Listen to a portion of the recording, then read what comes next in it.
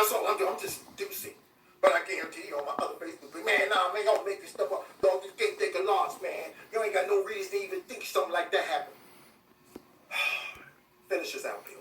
Sorry, a couple minutes late. And then you come back the next morning to watch the counting begin again. Okay. And hundreds of thousands of votes have been counted and added. Yeah. Why did those votes get counted? When? You're suggesting those are all fake votes. I am suggesting, look, I don't know how many of them are fake, but here's what I know. This is indisputable. These states say we are stopping counting for the night because we're tired. We will resume the next morning. And they continue to count through the night because huge numbers of votes appeared. Now, whether those votes are legitimate or not, and I have a real strong opinion on that, is not the issue. Because we don't know what those votes are, and people, well, you don't know, maybe they all went for Biden. Yeah, maybe all 140,000 of them did go for Biden.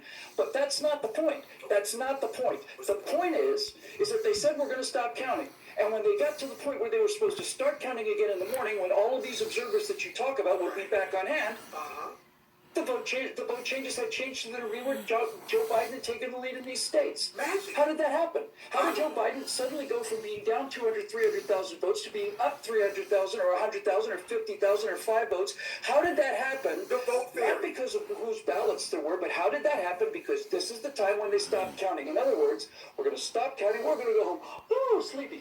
So we all go home.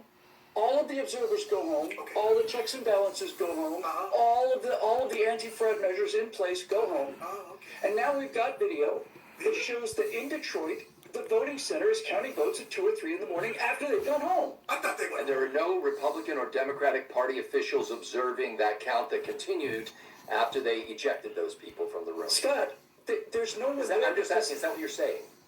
I am saying yes. I'm saying there's no one there. One woman happened to have one Republican poll watcher, the kind of person that is volunteered to ensure the integrity of these elections. Okay. One of those people drove past this counting center in Detroit on the night of the election. And saw, I don't know, maybe 50 people counting and 20 or 30 people carry-on suitcases, coolers, and all the rest of it, in and out, no ID checks, nothing. Now, you can say, well, that one person claimed, no, there was nothing in that wagon but camera equipment. Okay. Fine, I'm a reasonable guy. Let's say that was camera equipment. What are all these people doing walking in and out of this place with bags and duffel bags and literally carry-on luggage? I see. This is the worst, right? Hang on, let me finish this sentence. In the middle of the night, at a counting facility in Michigan, when the Michigan counting is stopped for the night. How do you explain that? You can't. Bill is mad, and so am I. And you would have to be an idiot to try to explain that and make it make sense. So let me understand. Just as a recap before we go. You're telling me that